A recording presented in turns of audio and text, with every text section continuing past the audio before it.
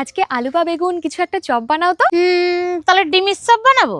ডিমের চপ হলে তো ভালোই হবে। ঠিক আছে, তাহলে আজকে সন্ধ্যের সময় বানাই দেবানি। প্রথমে সিদ্ধ করা ডিম কটারে মাঝখান দিয়ে কাটিয়ে নেব, আর সিদ্ধ আলু এরম ভাবে কুচোয় নেব। এইবার কড়াইতে তেল দিয়ে ওরা জিরে ফোড়ন দিয়ে কুচনো পেঁয়াজ করা দিয়ে দেবো। তারপরে নুন, হলুদ, আদা রসুন বাটা, জিরের গুঁড়ো, ধনের গুঁড়ো, লঙ্কার গুঁড়ো দিয়ে মশলাটারে ভালো করে কষায় নেব। মশলা কষানো হয়ে গেছে, এবার সিদ্ধ আলুটা দিয়ে খানিক সময় রাঁধতে নেব। রান্না হয়ে গেলে গরম মশলা, ধনে পাতা দিয়ে নামায় নেব। এইবার একটা বাটিতে দুটো ডিম ভেঙে নিছি, তার মধ্যে একটু কর্নফ্লাওয়ার আর গোলমরিচের গুঁড়ো দিয়ে ভালো করে গোলায়। ওই সিদ্ধ ডিমের মধ্যে একটু গোলমরিচের গুঁড়ো আর নুন ছিটাই দিবানি, তাহলে ভালো লাগবে না খেতে। এইবার একটু আলুর পুর নিয়ে মাঝখানে একটু ডিম দিয়ে চারিদিকে আলু দিয়ে গোল করে নেব। সবকটা এরকম ভাবে গোল করা হয়ে গেলি একবার ডিমের গুলার মধ্যে আর একবার ব্রেড কামের মধ্যে এইভাবে দুইবার কোট করে নিতে হবে। তা না হলে কিন্তু ভাজার সময় ভেঙে যাবে না, আর খাতিও বেশি ভালো লাগবে না। সবকটা এরকম ভাবে বানায় নিছি, এবার ভাজতে হবে। কড়াইতে তেল দিয়ে তেল গরম হয়ে গেলি এক এক করে ডিমের চপগুলোরে সব ছাড়িয়ে দেবো। এইবার আর কি উল্টোই পাল্টাই লাল লাল করে ভেজে নিলি, হয়ে গেল ডিমের চপ। দেখছো